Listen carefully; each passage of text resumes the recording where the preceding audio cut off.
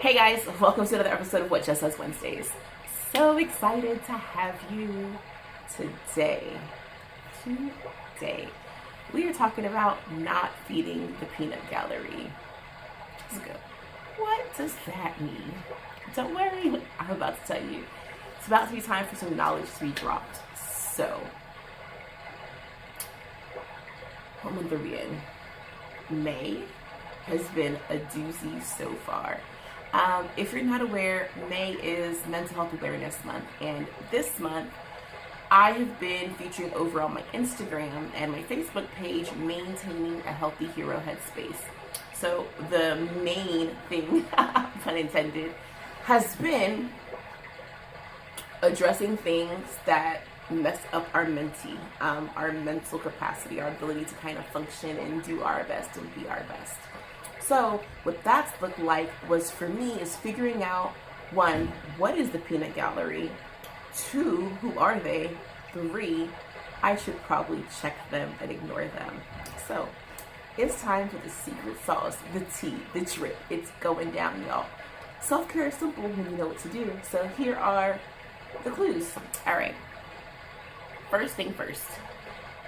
Okay, and if you're new here, I'm a little, I guess, dramatic.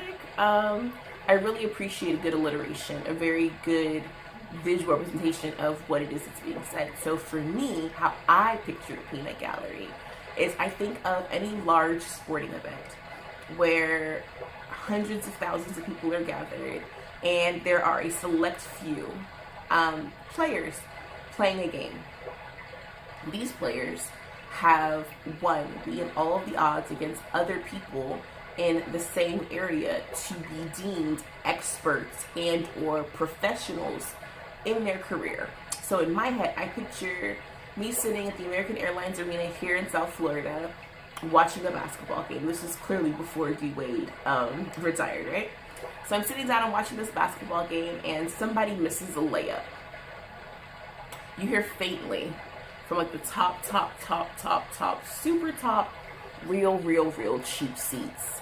I can't believe you. You'll notice, one, the player on the team that has the credentials to play that game never stops and is like, I'm sorry, what? They don't acknowledge the peanut gallery.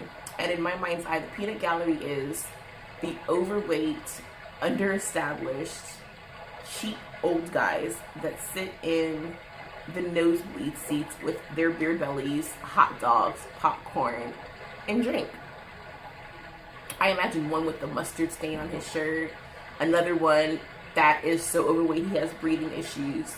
And those people without the credentials, the expertise, or the experience are who is critiquing those who are, in all matter of opinion, the best in their fields.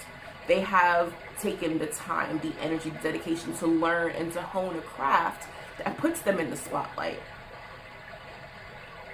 This sounds easy, right? Because you've never seen D Wade or anyone else just kind of stop and be like, what was that, sir? Never happened.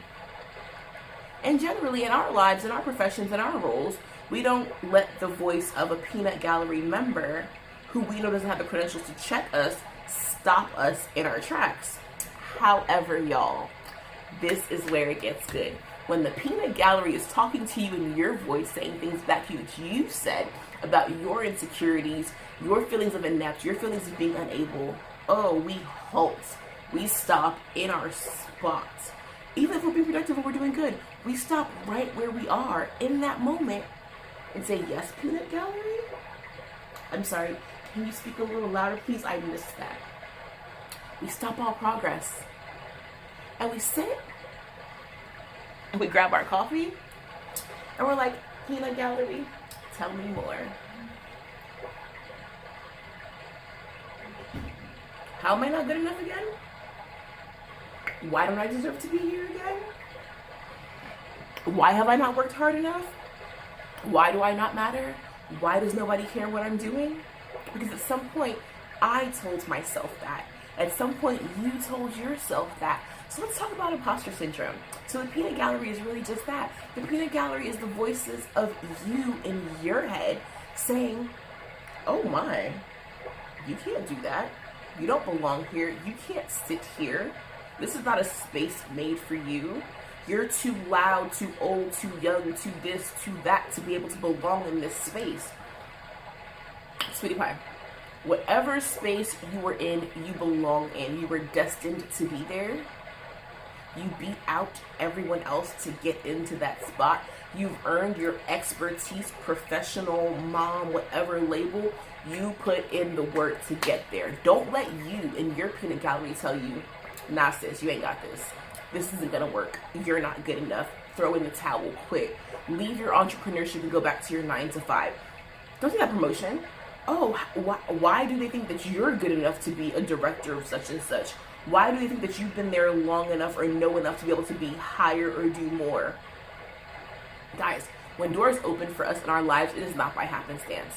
But in order to maintain a healthy hero's headspace, we've got to do 3 things. So in CBT, it's called Catch It, Check It, Change It. I call it for the month of May, Look, Listen, and Lecture. So you know the 3 little monkeys that say, see no evil, hear no evil, say no evil. We take a lot of our mental health things, a lot of things that nobody wants to talk about, and kind of throw them under the corner. Well, if nobody sees it, it didn't happen. If no one else hears the peanut gallery, they're not there. If no one else has the sound of the peanut gallery, it's not really happening. But when I can see the peanut gallery and they're like, just sit down, shut up, don't do it, recluse, go back into what's comfortable, what's safe, and do only that, I'd be like, look, peanut gallery, I see you, but you're not going to stop me. Because I also see my long-term goals that much closer when I progress. I also see greatness in my way. So what happens in a proverbial peanut gallery moment is that we're walking along our little path of greatness, and we hear them, and a fork appears. And we have the option to go into greatness or to stop and listen to the peanut gallery. And what happens when we look at them, they're generally in the place of unproductivity, of self-defeating behaviors and self-defeating thoughts and things that mean us no good. By the time we've looked at them, we're now walking towards them and away from our goals. So the first thing is to look. The next thing is to listen. So now we're going to catch it. We've caught it. Okay, peanut gallery, I see you. I'm not going that way. Then listen. And when we listen or check it, we then look at that thing against reality. So if I wasn't good enough to XYZ 1, 2, 3, I wouldn't have made it for this promotion. If I wasn't good enough to do this, that, whatever, I wouldn't have done that. If I wasn't good enough for whatever, and we literally just stop and listen to the facts in reality. So that means we are muting the peanut gallery, we're muting our thoughts of negative self-talk, of not being good enough, of, oh my gosh, I could never be, I don't deserve, da-da-da-da-da. Nope, mute. And we're listening only to the facts. So now I check my facts against the reality, and back to our D Wade situation. Untouchable, right? So Dwayne Wade is untouchable, right? When we look at it from a basketball standpoint, he's mastered his craft even in his old age and health issues. He's going to practices, he's showing up, he's being a team player. He's doing all the things that would equal success in the basketball realm. So now you check those same voices of the peanut gallery that you're trying to listen to, be like, wait, hold up a second, peanut gallery. Maybe I don't feel like I'm good enough. Maybe my feelings are like, oh no, quit, stop, die, roll over, and cry. But the facts state I'm more than enough. I'm more than a conqueror. I'm killing it. I'm professional in my game. I show up to practices. I work hard. I put in the work. So don't come for me, right? That's what we got to tell them. So then there's the lecture part where we change what it is that we're saying. So instead of giving the peanut gallery or feeding them, there's no hot dogs at this basketball game. There's no popcorn. There's no snacks, no drinks, no nobody. We got kale, veggies, green drink, and kombucha. And the peanut gallery does not like that.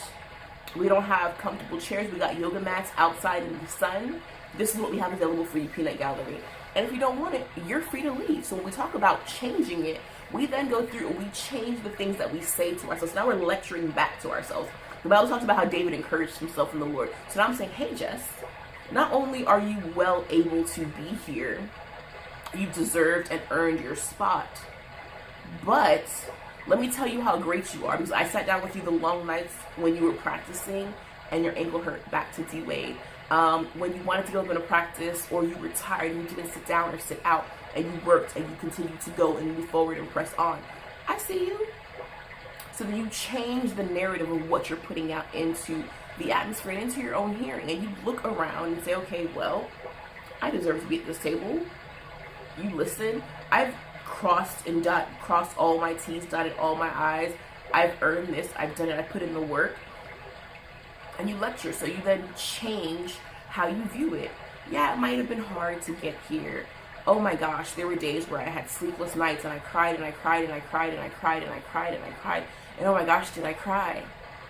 But I made it. I didn't sit down in depression or anxiety or overwhelm.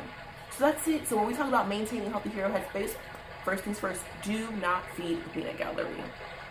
Don't feed them. The things that they need, the negative thoughts, the hot dogs, not available. The comparison of ourselves to other people, the popcorn, not available. The drinks, the scrolling through our timelines haphazardly and just going through and saying, I'll never be, I can never do, blah, blah, blah, blah, blah, blah, blah, blah, blah. We're not doing that. But we're going to feed our inner person. We're going to feed the athlete that knows that with a little endurance, a little practice, a little dedication, that they can be the best of the best of the best of the best in comparison to self. So I'm going to be the best Jessica ever. I don't need to be the best, insert your name here, or I don't need to be the next D Wade. I need to be the best Jess Jefferson, period. I need to do what I can do and what only I was created to do better than anybody else. And that's it, guys. Those 3 things. Do it the best. Give it your all. Look, listen, lecture, catch it, check it, change it, and be well. Alright guys, you know what it is. Hit the subscribe button, the little bell button. Follow me at the Jess Jefferson and SW Social Support. See you later. Bye. Oh, and comment below. What is your greatest takeaway from this? Until next week, guys.